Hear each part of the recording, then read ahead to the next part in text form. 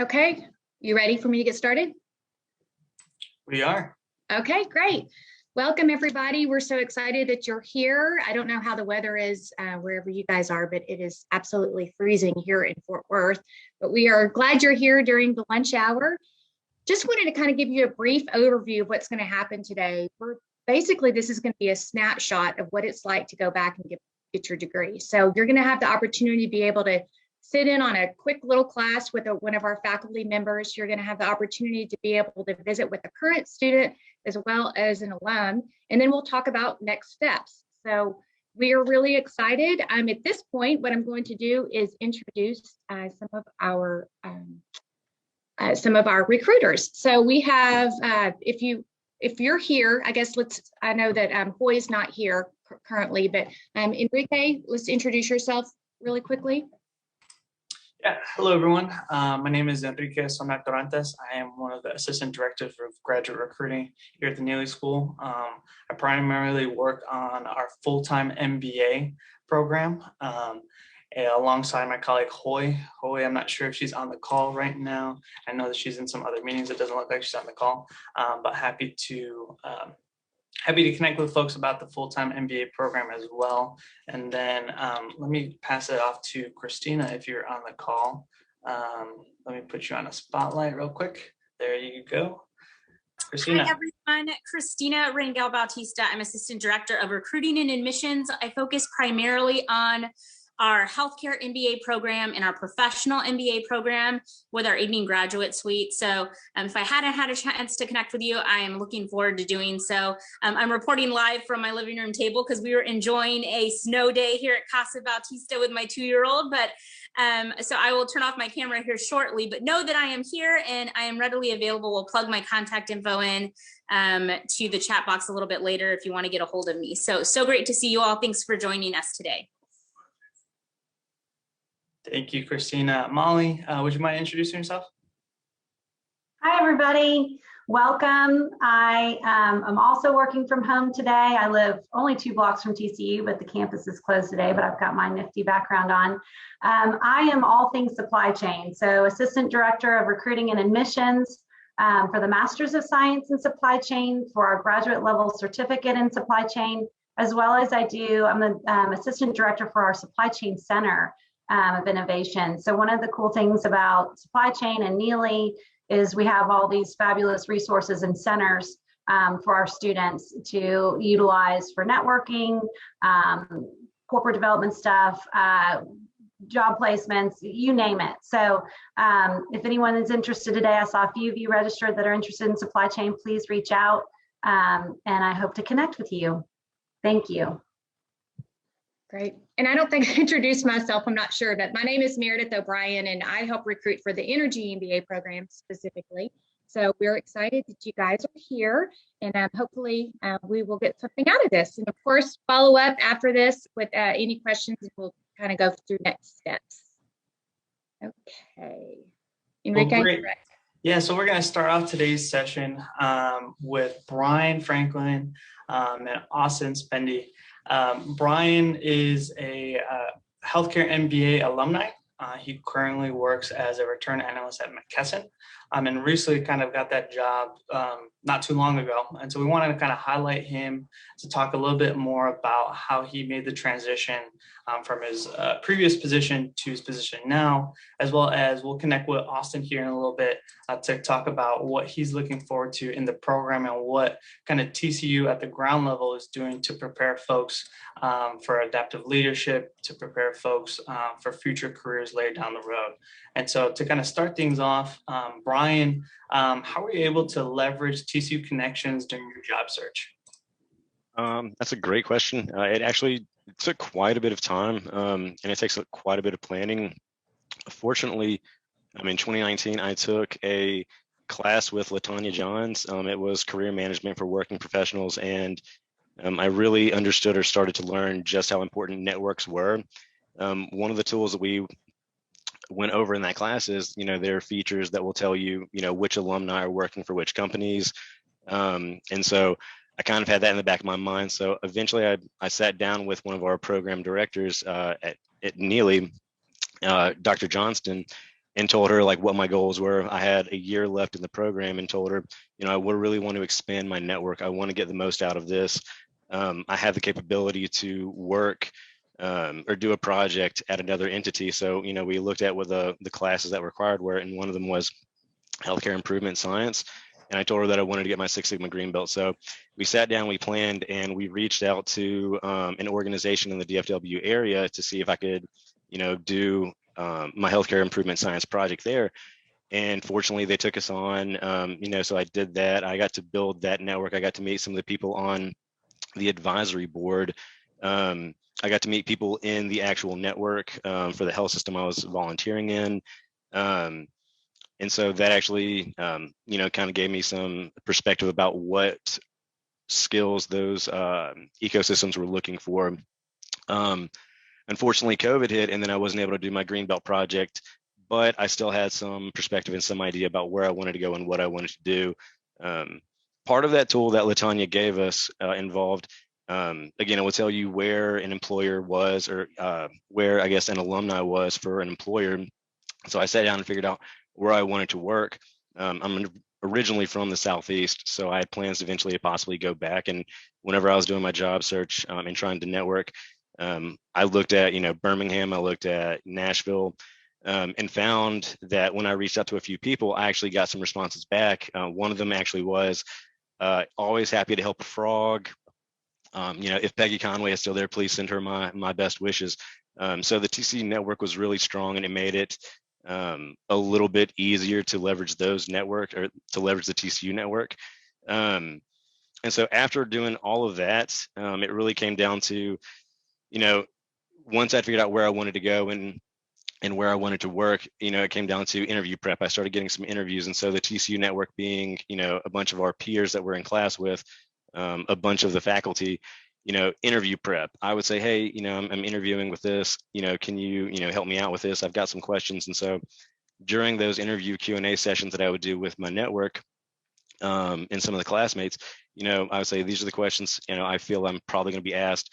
It was such a huge help being able to leverage that network, because then they kind of had an idea planted in their mind, like, okay, Brian, he's interviewing.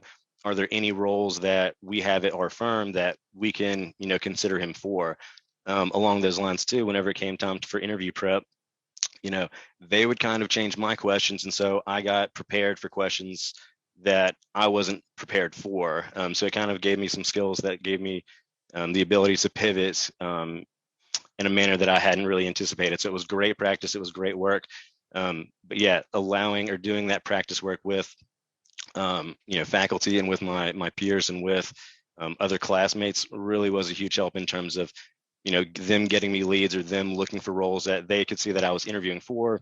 They would look internally and see if they could find, a connection that they had at their firm that they could kind of give me a lead on. So that's kind of how I leveraged that network. Oh, definitely. Austin. So Austin is a current PMBA student. He's a commercial broker at JLL, and also one of our Rockstar admission ambassadors here at TCU. And so when kind of Brian is talking about kind of the networking aspects of it, as well as kind of taking advantage of all the resources at TCU, obviously you've been here for a little less than a year now, but how can you see COVID changing the networking space that you're in currently, and how do you kind of connect with other MBA students virtually? Well, first, I want to say that if I am considered a rock star, it's only because, the Neely program has allowed me to be. And, meeting Christina, several years ago when this process started really has changed and kind of facilitated my ability to both be at Neely and take advantage of everything that's offered so far. So with that, I'm always grateful to the people at Neely and TCU. I will say that networking, I think, is becoming more obviously through some of the online platforms. I think that LinkedIn is becoming more and more important. I think as people and professionals phase away from, I'm seeing a lot of people of my age and my peers are really getting away from a Facebook presence. I think some of that stuff can be a deterrent. And I think people are looking for you. You really want to steer them towards your LinkedIn professional profile. I think here in Texas, luckily, we've been able to still do some in-person networking, in and around social areas, whether it's, Fort Worth Club or other places people belong. So we've been luckier in this region. But I think it's still there. One of the other ambassador coordinators, we've already connected with people that I know at Buxton. She's in the MS in data analytics, and she's interviewing there already. We're talking about it. I know one of the VPs there. So I would say that the Neely cohort and people even outside your cohort, we're still getting together. We still talk all the time and trying to help each other out. And I would say with the networking from alumni, still doing all that. It's just a different way to do it. And maybe this is the new norm.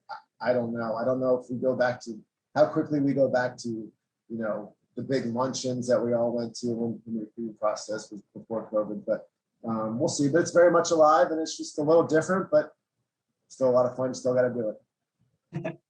Thanks, Austin. And Brian, going off of those same lines, how important was it for you to connect with folks outside of your cohort? So obviously when you come into the TCU MBA, PMBA, healthcare MBA, energy, full-time, supply chain, what have you, you're coming in with a cohort, and it's a cohort-based program. But how important was it for you to kind of get outside that cohort to network with other professionals?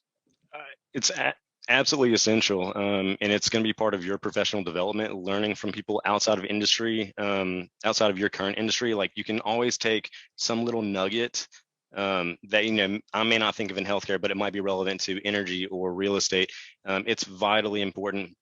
You can learn also just, how professionals in that space operate. Like, I didn't work with my cohort entirely. Like, once you start taking electives, you start meeting new people, you start learning how they think. And ultimately what you can take from them is, they're going to be operating off of their experience. And so their experience is going to be, a potential employer that you might eventually want to work for. You can pick up skills from them. You can ask them great questions. You can learn more about their company culture and their company and what their mission is. And if you would consider working there, it also gives you a great chance to brand yourself. Like, in working with other people, you now have that opportunity to be impressive to a classmate who might be later on, a coworker or someone who knows, like, hey, we're looking to fill this position, or someone who eventually becomes a hiring manager.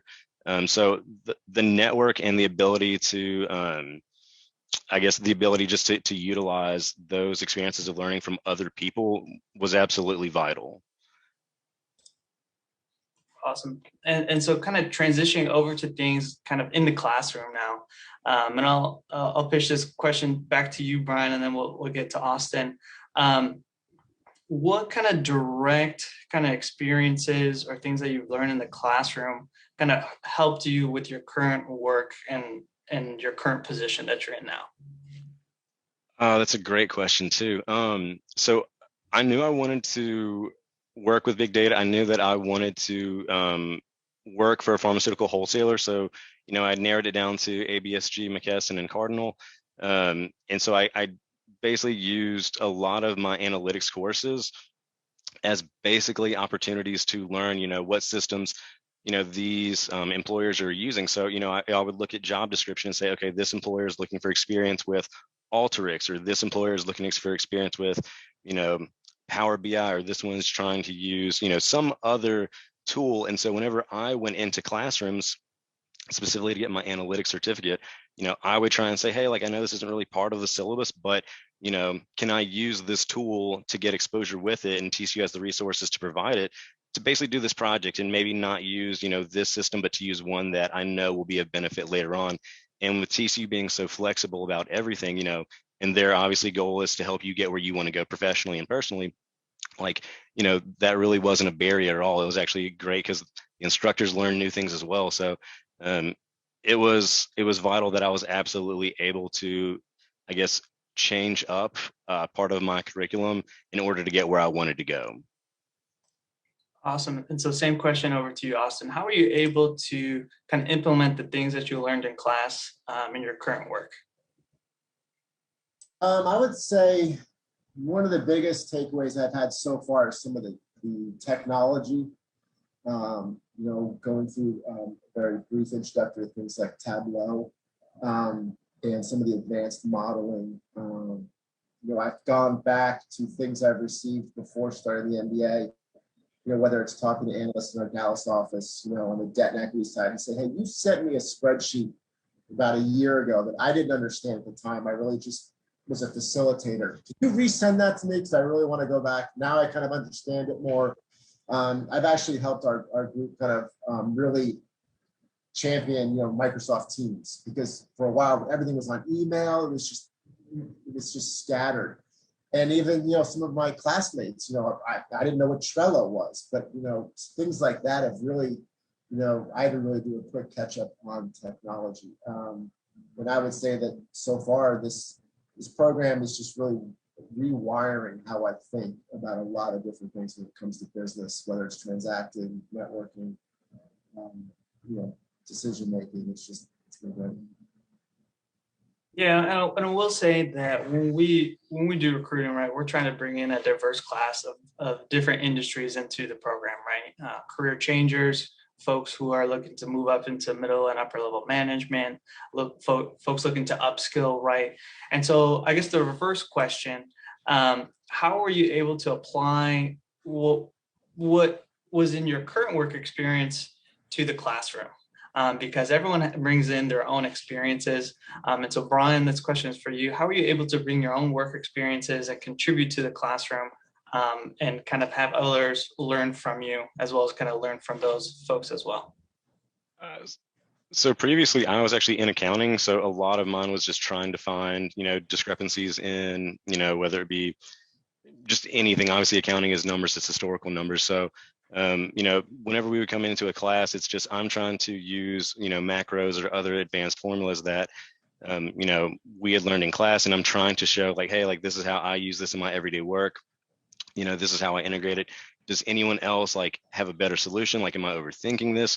So the opportunity to, bring what I'd had or what I'd learned on my job and bring that to a group and say, your background is in, professional counseling and yours, may not be, but mine's in accounting. So, when we're trying to find, specific data, like this is what I would use in my everyday, like, is there something that, am I overthinking this or am I underthinking this, or is there something that you can bring to this? And so just the ability to bounce ideas off of one another and the ability to, bring different and fresh ideas to a group. Again, it's crucial to that learning experience at Neely. One last question before we kind of hand things off here. Favorite classes that you took, Brian? Favorite classes that you took right now, Austin? And what kind of classes are you looking forward to taking? So, Brian, what was your favorite class while you were here at TCU?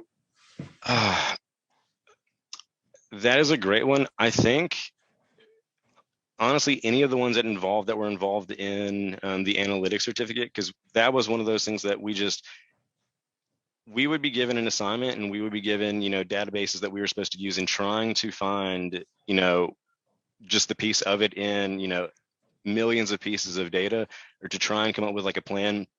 To me, that was the most applicable thing that I actually could take away from it. And those to me are the ones that, in my day as an analyst role now, I'm using constantly. So to me, those were the most applicable to me. And those were my favorite ones just because it makes my everyday and work life right now much easier and much less complicated. Like those were my favorites, actually. Austin, over to you, sir. I would say both the classes I've taken so far with Professor Lehman, there was legal environment of business and global issues. First of all, he's just a great professor. His background is enormous. He's brilliant. He's funny. But some of the issues we covered and the cases we did, and very interesting, very eye-opening. And I also took a global ethics class with Professor Homer Erickson over a winter session. That was a quick class. It was a lot of time in a short period of time, or a lot of hours, but talking about corporate responsibility on a global platform.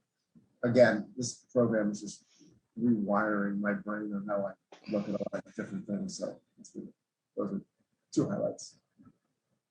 And I know you probably had some meetings with possibly Olivia Williams to schedule kind of future classes as well.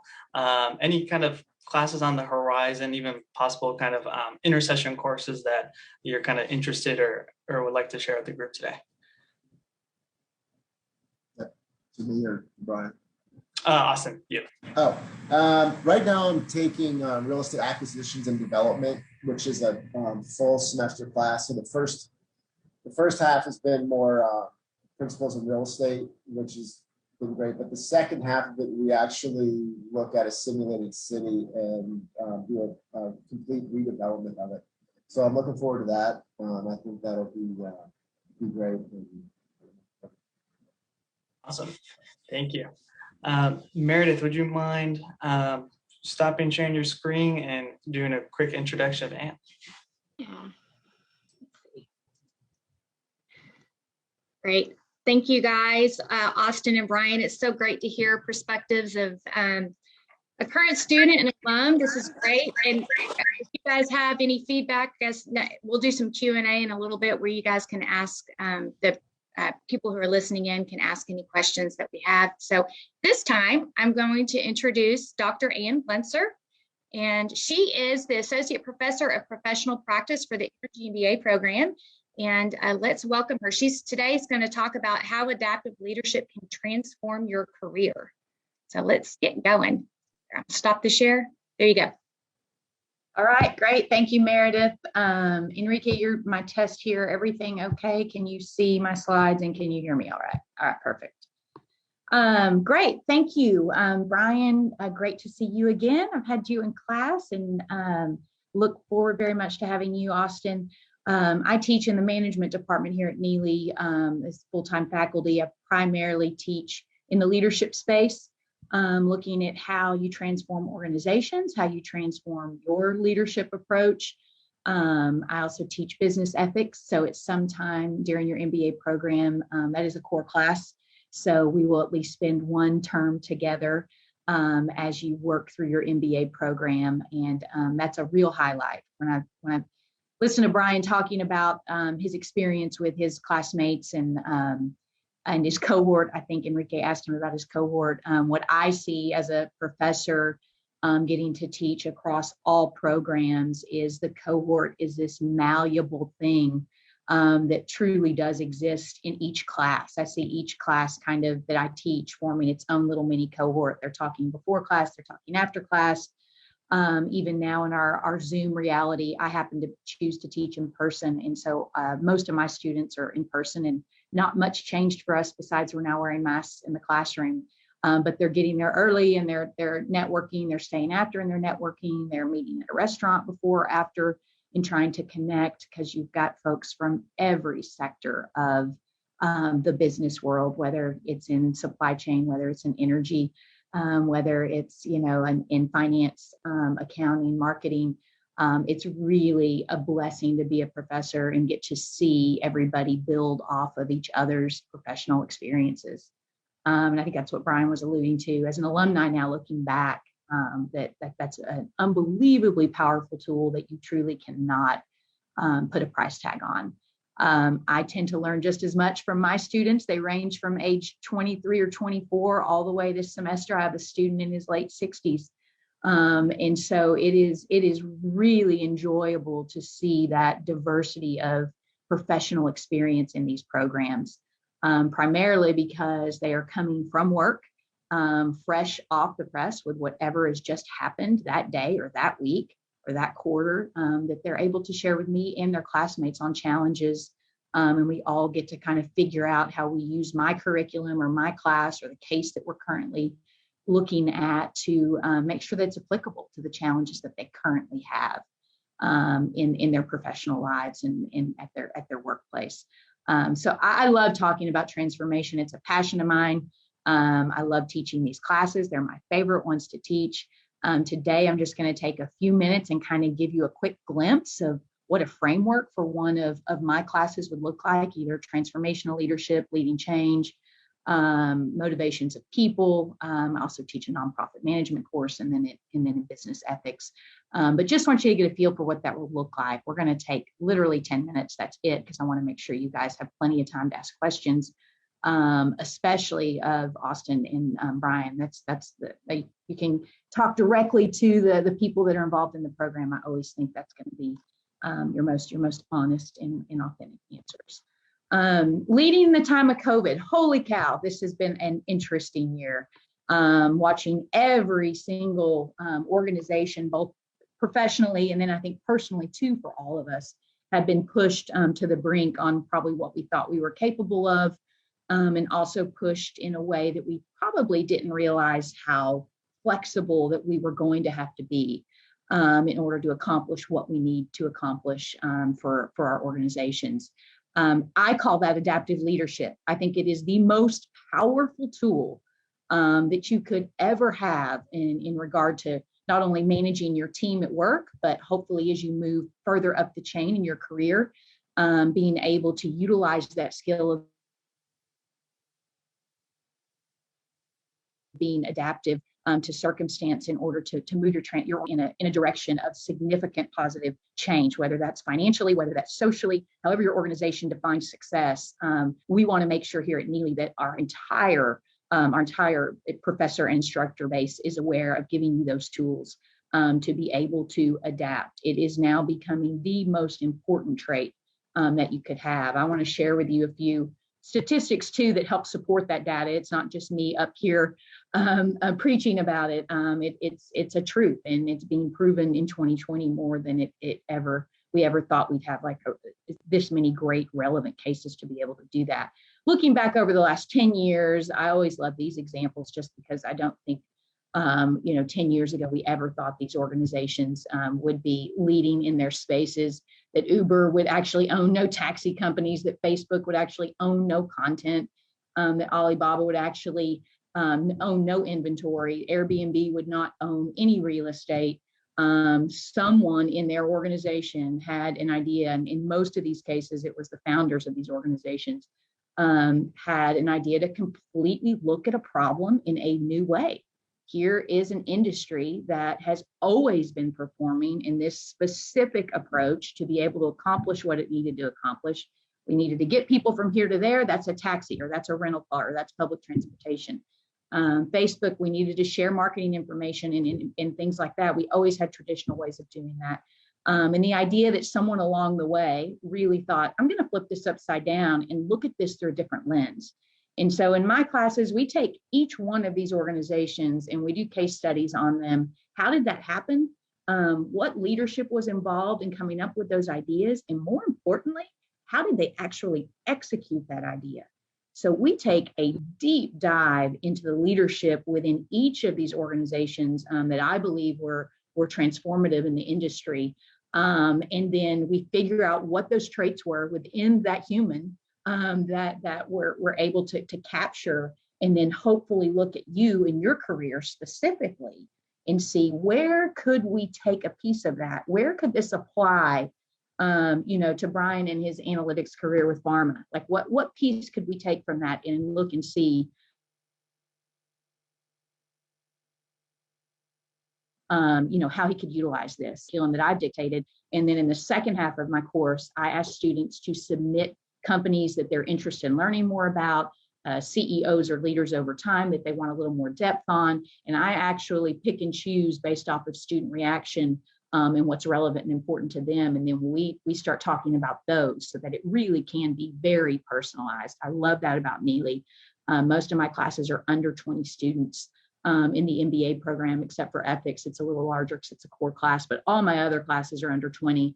And we can get very personal on the content of the class. And I'm so grateful for that. I taught at the University of South Carolina before TCU.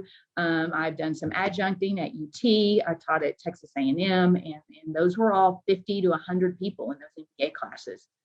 So this is a very different experience that I consider to be, I think, the most effective way to accomplish education in the business sense is when it's small and personalized. I get excited about that. Here's the data I wanted to show you. Okay, this is 19. We don't have 2020 yet, but these are the top 20 companies that had the most growth, okay? And what I find the most interesting in this specific data set is the growth happened in the innovation space. It happened in some kind of new technology they came up with. It happened in some kind of significant platform in regard to data with most of them. If you want to go down the list here and see, there's a few of these organizations that actually came up with a new product, and that helped the growth and the transformation. But for the most part, you know, when you look at those growth numbers, especially over on the right, holy cow, I get excited about that. And the reason I teach a whole course specifically on these 20 companies is, and every year it changes because that list changes. I mean, the top 5, they've been in the top 10 for the past probably 5 years, but other than that, there's always transition on this list. And it's consistent over and over and over. It is innovation that grows companies. And how does innovation happen? With leaders within their organization that know how to adapt. That's the only way it happens. You have to have that personal trait in your leadership team, even if it's in the smallest sector, if it's on your first year employees, and this is their management team trying to accomplish this specific goal that maybe as a manager over them that's been there for maybe 5 years. And then that manager's answering to another manager that's maybe been there for 10. And then that manager's answering to senior leadership. There is in some of these larger organizations, there is a process you have to go through. But if the tone is set correctly, if you are a leader in any of those levels of management, and you are able to adapt to a circumstance and be able to capitalize on that and be able to have the vision to see, all right, here is a different way to solve this problem. You now are able to differentiate yourself in an unbelievably significant way amongst your peers, amongst your boss, amongst your senior leadership at your organization. And to me, that captures adaptive leadership. And I think the number one way to teach that in an MBA setting or in a master's in science setting is through cases, is through looking at what other people have done before you. What went right? What went wrong? What could I do different? How does this apply to me over at Fidelity? How does this apply to me over at Bell Helicopter? I'm an entrepreneur who owns my own company and I have 5 employees. You know, what exactly did Reed Hastings do at Netflix that inspired a team to be able and willing to turn this platform of home video completely upside down and on its head? How did we move to the cloud? Who came up with that idea and what did they do and what process did Satya put in place to make that happen? And so we dig into all of that with a fine-tooth comb and really try to help you understand that so that you can then emulate that in whatever position you're in within your organization. And that's an exciting thing to be a part of. Some people believe leaders are born. I don't at all. I think 100% it is something that is a learned trait, and the most successful leaders are ones that work really hard at it. And now we're seeing the trend that they're really working more on the side of the adaptive space. How do I become more flexible? How do I figure out amongst all my employees how to capture their ideas? How do I, they're the ones doing this. They're the boots on the ground. That is the trend I'm seeing right now in senior CEO leadership and Fortune 500 companies. That's exciting to see. It's very different than 5 years ago. Those were not the conversations that Jeff Bezos was having, that's for sure. And now we're looking at a much more holistic approach. And the days of the charismatic person and the great speaker are not what is transforming organizations. I love how much time Brian talked about analytics. I can't emphasize that enough. If you can get that analytics certificate in at the same time as you're getting your MBA, you're a powerful force out there in the career and in your career, and as you're searching to either stay within your organization and move up, or maybe branch out and try something new and look for other opportunities. Data is going to be the most important thing, I think, to help make your resume look attractive, but more importantly, to really be able to understand what's going on within your organization. And that's a learned skill. That's taking time. That's taking classes. That's figuring it out. I like how Austin said he took his old spreadsheet and then brought it back and has a whole different perspective on what it looks like, 2 years later than it did before he started the program. It's amazing what numbers can do once you have the tools and the power to really figure out how to. I love it when I hear students talk about that. This is kind of some old school leadership theory. I'm not going to spend much time on it, but I think it's interesting because where I spend my time with my students is really analyzing in between these two, the transactional kind of old school approach to managing people. And then you've got on the new side, the feel good, the transformational side.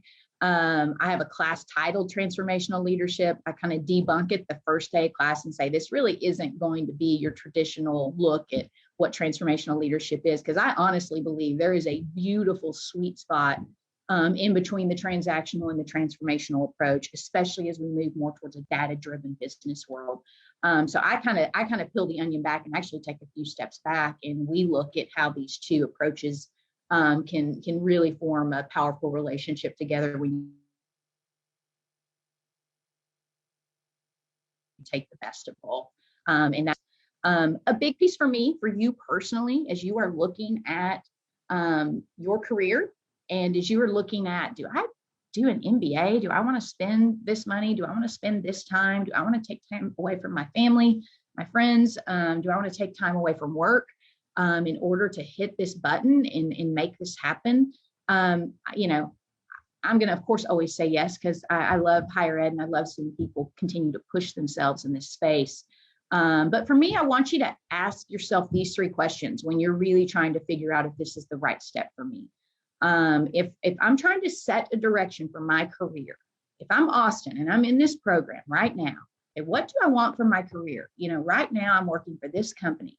Do I want to stay with this company? If so, do I want to move into the, you know, senior leadership position here? Do I want to shift and go into a completely different industry? Is it more important for me to have a significant leadership role, or is it more important for me to have, you know, the content of the job is what I actually love. I love getting my hands dirty and working in the actual process of what we're trying to accomplish here. It's really important. This is my daughter, Eliza. Working from home is always fun. Say hi. It's really important, I think, to understand your direction. I try to help my students find that, because a lot of them come into the MBA program not knowing what the direction is, and they want to try to figure that out. And they use the 2 years at TCU and the resources that we have here to try to accomplish that. But if you can at least start to answer that question, I think that's really important. The next thing is figuring out your resources and aligning them. What are my resources? Do I have a spouse that has to get behind me on this? Do I have a boss that needs to be supporting me in this and needs to be aware of it? If I don't have those support systems in place, how am I going to move forward in my direction in order to make this happen for myself? And then that, to me, is where the third piece comes in. It's inspiring action for yourself. You are your best advocate. No one cares more about your career than you do. I can promise you that. And so you have to figure out a way to inspire some action on that team of resources around you. You really do. Everybody's got to be on board here. And if they're not, you've got to figure out a way to bring them on board. We're going to help teach you how to do that at TCU in an organizational sense, and how to move your company or the issue you're trying to solve or the innovation you're trying to actually create. We're going to teach you those skills to be able to do that. But when we want to peel it back to just you and your career and how you adapt in order to transform your career, at least be able to try to start answering those questions in their most simplistic form. And I think that will help give you some clarity on whether this is the right time, the right place, and if this is going to make sense for you. Because I'll scream from the mountaintops that it will. But again, that's my job. And I've seen the product that's come out of Neely every day in my classes. And so I it's easy for me to say that, but I want you to get behind it first and make sure that people in your life do as well. I'm going to wrap up, and I want to, this slide right here is the framework that John Kotter is probably the leading change theorist in all of business theory. And he has a process. He has a very straightforward process that he applies and says you apply to every single issue that you're trying to solve at your organization, or if you're trying to think outside of the box and not be reactive and proactive and come up with an innovation, that you follow these 8 steps. I'm going to challenge you to do that for yourself personally. All right, I'm going to set my direction. I want to be a senior VP at Bell by 2028. And I want you to just make yourself go through these steps, even if it's quick, and answer these with a first gut instinct, okay? How do I do each one of these things in order to accomplish that? In my courses, we do this specifically to cases. We break every case down in this order, and we understand it in the most minute detail. How did the leader of this organization transform this organization? And we work through each one of these steps each week in class. But I want you to kind of try that for yourself too, as you're trying to make this decision about your MBA. This is a very important data point. Everything is moving to collaboration, even in our Zoom world of not being able to see each other in person. It is all business problems that are being solved right now are happening in a collaborative space. So to know that you have to learn to work well with others is critical. Your MBA is really going to help you do that. You'll be surprised how many teams you're going to be put in to solve the most random issues in business problems that are typically nothing you would face in your daily work environment, that kind of stretch you and push you and help you to figure that out. And so that's the last skill set, I think, that's really hard to monetize as well, that you get out of, I think, pursuing your MBA is really figuring out how to work collaboratively with others from all these different industries. And you'll be able to hopefully overlay that into your current workplace. All right, last thought. Last fall, the top, I think, 300 of the 400 Fortune 500 companies typically participate in this roundtable every year. Last year, 180 of those CEOs unanimously agreed that every company must balance the needs of commitments to all stakeholders, including customers, employees, suppliers, and local communities. If nothing else, COVID-19 may show us which companies really know. Old school, new school, however you look at it, that is our reality. It is no longer the mission of any public company to say their primary purpose is to grow revenue. They list 4 or 5 primary purposes. One of those being their social impact space and what they're doing that is contributing back to the good of society. I don't think there's a better place to learn that than Neely. I know I incorporate a huge part of that into any kind of curriculum that I have in my classroom. I've seen that across the board with my peers in the marketing department, in the accounting department, in the finance department, all of them, in supply chain. Everyone has shifted their syllabi in the cases that they're looking at to really understand business in a more global context, that it isn't just about taking care of you and your company. We have a bigger and broader purpose as a business leader, and as the MBAs we're trying to put out into the world with the Neely name on it. It's critical that we give you those skills to be able to do that. We're seeing that. We're seeing which organizations, I think by August, we'll have some really good data on who shifted, who made things happen, how did their numbers grow because of that, how much of that was goodwill, how much of that, I mean, when you look at pharma, we're going to have 10 great cases, I think, on how pharma's handled COVID and what that's meant for their bottom line in numbers, but also what that's meant for society as a whole. So I'm excited you're here. I'm excited you're even considering pursuing growing yourself professionally. That's a big step, and it only means better things for our business world and our society. And hopefully I'll get to see you in class one day, and thanks for sharing your time. Great, Dr. Glenser, thank you so much. That was great and exciting and inspirational. I loved hearing what you had to say.